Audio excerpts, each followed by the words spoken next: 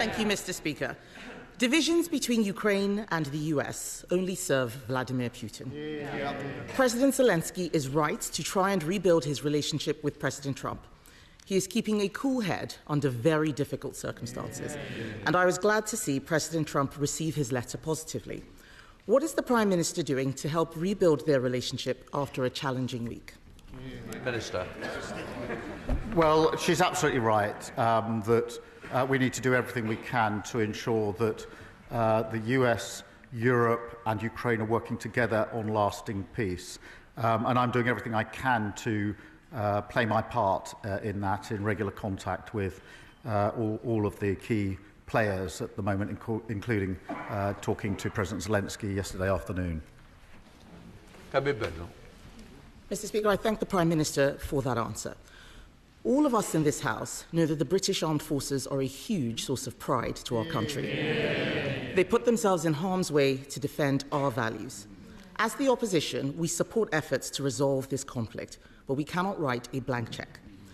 If British peacekeeping troops in Ukraine were attacked, whether directly or via proxies, we could be drawn into conflict with Russia. Can the Prime Minister reassure all those who are concerned about the UK being drawn into war? Minister. Yes, that's the last thing anybody wants to see. And the whole point of ensuring that there's a lasting peace and that any deal, if there's a deal, is defended, is to avoid conflict, to ensure that we do have peace. The way to ensure we have peace is to ensure there are guarantees for any deal that is in place, because the surest risk that there will be conflict is if Putin thinks that he can breach any deal that may be arrived at. The Prime Minister is quite right, and we on this side of the House agree with him.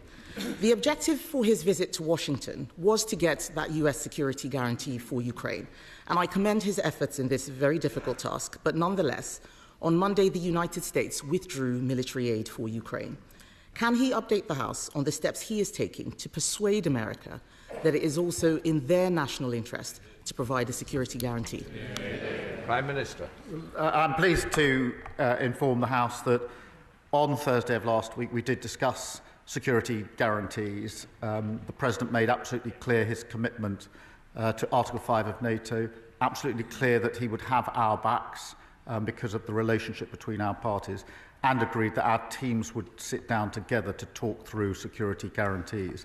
I've spoken to him, I think, 3 times since then on the telephone, because it is vitally important that we work with the US, with Europe and Ukraine and make sure that if there is a deal, it has proper security guarantees in place.